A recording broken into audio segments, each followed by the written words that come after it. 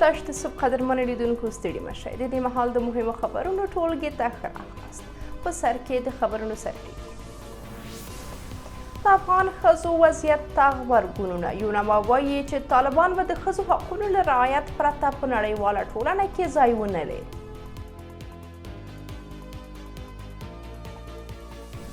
د طالبانو د پام وړ حجاب نه رعایتول. په خوست کې دغې ډلې 10 ښځې د بدحجابۍ په تور بندیانې کړي. په هېواد کې د مرموزو وژنو دوام. ناپېژاندو کسانو په هلمند کې یوه ښځه ووژله. په منځني ختیځ کې د کړکېچ زیاتوالی. فرانسې د لبنان په هکله د امنیت شورا د بیړنۍ غونډې غوښتنه وکړه. او زيلنسکي وایي هېواد یې له روسیې سره د جګړې پای ته رسېدو ته نږدې شوی دی. بشپړ خبرونه. په افغانستان کې د ملګرو ملتونو مرستندویه پلاوي دفتر یا یوناما له ښځو سره د طالبانو پر چلند نیوکه کړې او ویلي دي چې دا ډله به د ښځو د حقونو له رسمیت پیژندنې پرته په نړیوال ډګر کې ځای ونه لري. یوناما دا موضوع د سه‌شنبې ورځ په ایکس پاڼه کې یوې خپره کړې بیانیه کې مطرح کړې دي.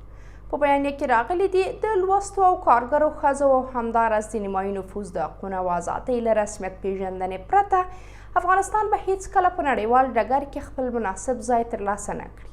تېره ورځ د ملګرو ملتونو سرمنشي انتوني ګوتریش هم د افغان ښځو د وضعیت په تړاو د دغه سازمان په ځانګړې غونډه کې ویلي وو چې طالبان باید سملاسي د نجونو او ښځو پر وړاندې ځپونکي قوانین لغوه کړي.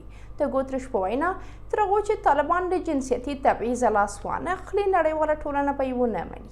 د ملګرو ملتونو سرمنشي ویلي وو چې د ښځو پر وړاندې د طالبانو ځپونکي سیاستونه د بشري حقونو له کنونسیونونو او قوانینو څخه سرغړونه ده. د بلې خوا د هالیوډ مشهورې اداکارې میرل سټریپ ویلي چې په افغانستان کې یوه پیشو تر یوې ښځې زیات حقوق لري. SBS نیوز سه‌شنبې ورځ راپور ورکړی چې سټریپ دا څرګندونې د ملګرو ملتونو په غونډه کې کړي دي. هغې دا څرګندونې په افغانستان کې د ښځو ستونزو ته د نړۍ د مشرانو د پام اړولو په موخه کړي دي. دا څرګندونې په داسې حال کې کیږي چې طالبانو د امر بالمعروف او نهي عن المنکر د نوي قانون له توشیح وروسته د هیوادوالو په ځانګړې توګه د ښځو او نجونو پر وړاندې محدودیتونه ډیر کړي دي. د خوست سیمه ییزې سرچینې وایي چې طالبانو په دغه ولایت کې د ښځو له یو مارکیټ څخه 10 ښځې د دغه ډلې د پام وړ حجاب د نه مراعاتولو په تور نیولې او بندیانې کړي دي. سرچینو د سه‌شنبې ورځ 8 ورځپاڼې ته ویلي چې نیول شوې ښځې له تېرو 2 اونیو راهیسې د طالبانو په بندخونو کې دي. د دې ښځو د برخلیک په تړاو هیڅ راز معلومات نشته. په نیول شویو ښځو کې یو شمېر پلورونکي هم شامل دي چې د خوست مرکز او د دغه ولایت د ځاځي میدان ولسوالۍ اوسیدونکي دي. د خوست طالب سیمه ییزو مسؤلانو تر اوسه په دې تړاو څه نه دي ویلي. د سرچینې د معلوماتو پر بنسټ د ښځو دا مارکیټ د تیر جمهوري نظام پر مهال د خوست ښاروالۍ لخوا جوړ شوی و او یوازې ښځینه پلورونکي او پیرونکي ورته د ننوتلو اجازه لري. طالبانو په تیرو 3 کلونو کې د هېواد د بېلابېلو سیمو ګڼ شمېر نجونې او ښځې د دغې ډلې د پام وړ حجاب د نه مراعاتولو په تور بندیانې کړي دي. څه موده مخکې دغې ډلې په کابل کې هم لسګونه ښځې نیولې وې. د هلمند سیمه ییزې سرچینې وایي چې ناپېژاندو کسانو په دغه ولایت کې یوه ښځه د چړې په ګزارونو وژلې او د هغې 3 کلنه لور یې ټپي کړې ده. سرچینو د سه‌شنبې ورځ 8 ورځپاڼې ته منلې چې دا پیښه 2 ورځې مخکې د ګرشک ولسوالۍ په سید تاجدار اغا سیمه کې رامنځته شوې ده. د سرچینې د معلوماتو پر بنسټ د دې ښځې هویت او همداراز دا چې د چا له خوا او په کوم لامل وژل شوې څرګنده نه ده. په هلمند کې طالب سیمه ییزو مسؤلانو هم تر اوسه په دې تړاو څه نه دي ویلي. په دې وروستیو کې هلمند کې د ښځو د وژنې پیښې ډېرې شوې دي. څو ورځې مخکې هم یو سړي د دغه ولایت په کجکي ولسوالۍ کې خپله ورېندار د خاوند د حق غوښتنې په وروسته په ډزو وژلې وه.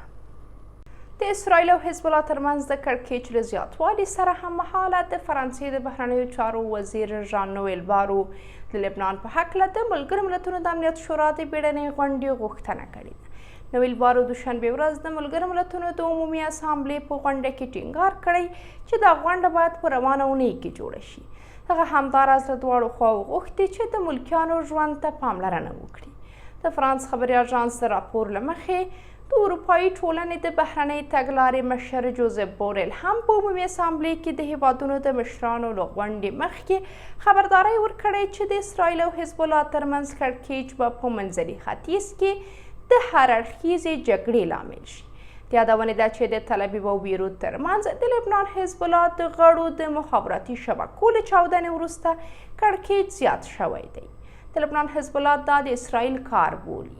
د وروستیو معلوماتو له مخې د لبنان پر یو شمېر برخو د اسرائیل د بریدونو په پایله کې د ملکیانو په ګډون تر لږه 492 کسان وژل شوي او 1650 نور ټپیان دي.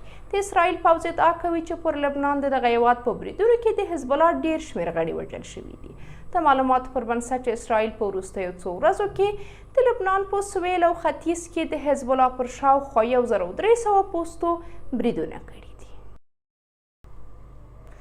د اوکراین ولسمشر ولادیمیر زلنسکي ویلي چې هیواد یې د بل هر وخت په پرتله له روسیې سره د جګړې پای ته نږدې شوی دی. رویټرز د سې شنبې ورځ راپور ورکړی چې زلنسکي دا څرګندونې ABC نیوز ته کړي دي. زلنسکي له واشنګټن او نورو شریکانو غوښتي چې د اوکراین ملاتړ ته دوام ورکړي.